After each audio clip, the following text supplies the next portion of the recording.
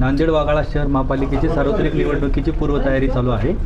त्या अनुषंगाने राज्य निवडणूक आयोगाच्या आदेशानुसार आज सकाळी 11 वाजता आपण आरक्षणाची सोडत काढलेली आहे। त्यामध्ये महापालिकेच्या 81 सदस्यांपैकी 41 सदस्य जे आहेत ते महिलांसाठी आरक्षित होते।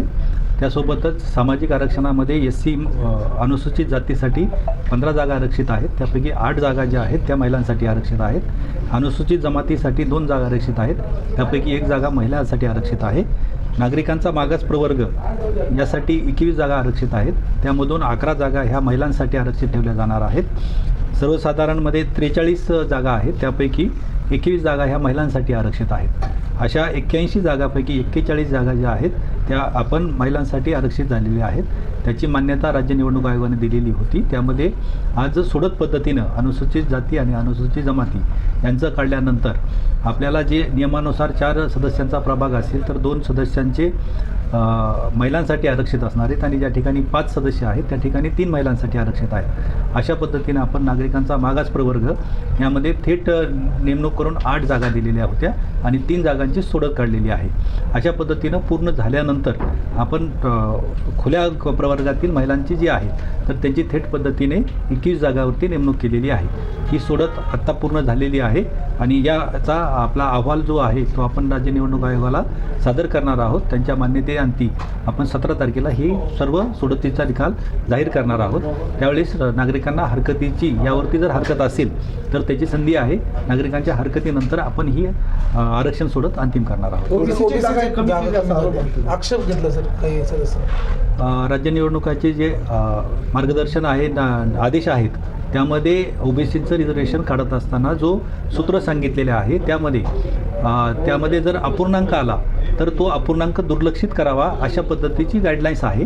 त्यामुळं यावर्षी 21.87 असं प्रमाण आलेलं असताना आपल्याला वरील 0.787 हे दुर्लक्षित करून जागा 21 निश्चित कराव्या लागलेल्या आहेत।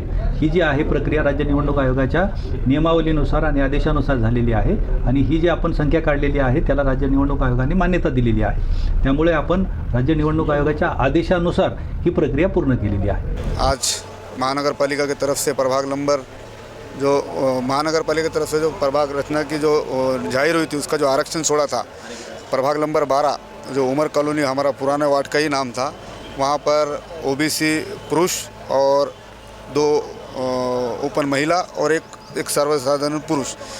पिछले बारी भी ऐसी आरक्षण छोड़ा छूटा था तो इस बारी भी अल्हम्दुलिल्लाह वैसी आरक्षण छूटा।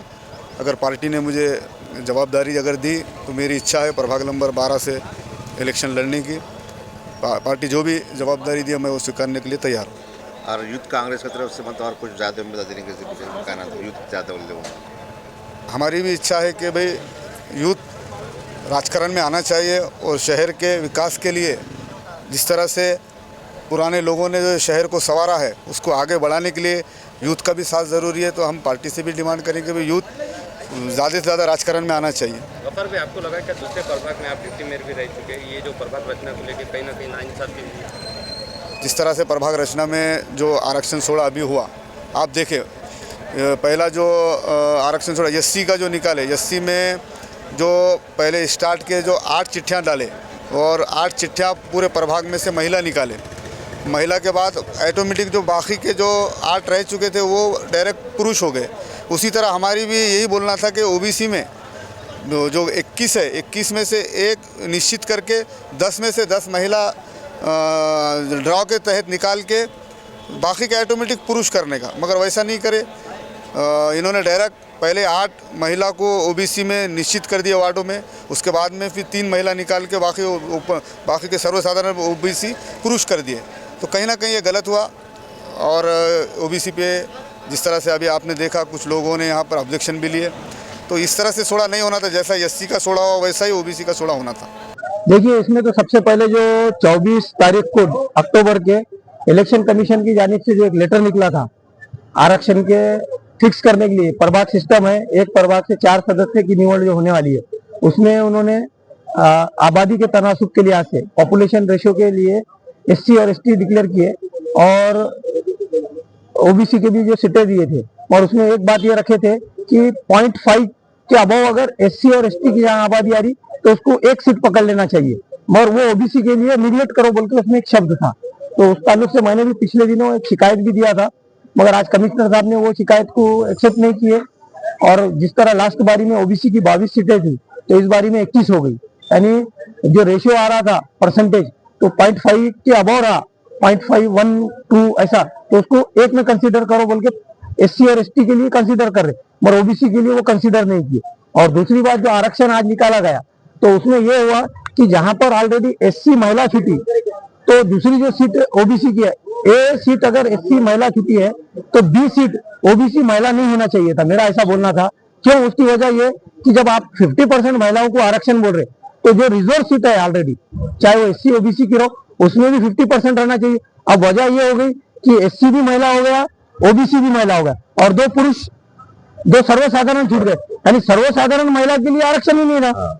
आज नांदेड महानगरपालिकेचे आरक्षण सोडत झालेले आहे। या आरक्षण सोडतीमध्ये नांदेड महानगरपालिकेचा प्रशासन आणि राज्य निवडणूक आयोग भारतीय जनता पार्टीचा दलाल झालेला आहे। भारतीय जनता पार्टी ज्या पद्धतीने म्हणेल, राज्य निवडणूक आयोगाने परिपत्रक काढून ओबीसीचा 1% कमी केलेले आहे। आम्ही शिवसेना उद्धव बाळासाहेब ठाकरे पक्षातर्फे जाहीर निषेध करतो की राज्यघटनेने दिलेल्या अधिकाराला निवडणूक आयोगाने आणि भारतीय जनता पार्टीनं कात्री लावलेले आहे। आणि त्याचसोबत आता जे आरक्षण सोडलेले आहे, या आरक्षणामध्ये अनेक त्रुटी आहेत। प्रभाग क्रमांक 4 असो, प्रभाग क्रमांक 15 असो, प्रभाग क्रमांक 3 असो, ज्यामध्ये डायरेक्ट अपॉइंटमेंट केलेले वशिलेबाजी म्हणून प्रभाग क्रमांक 4 मध्ये ऑलरेडी महिलाला आरक्षित असताना ओबीसी महिला डायरेक्ट आरक्षित केलेले आहे। अशा अनेक प्रभागामध्ये मनोपल्ली कारभार या आयुक्ताने केलेले आहे।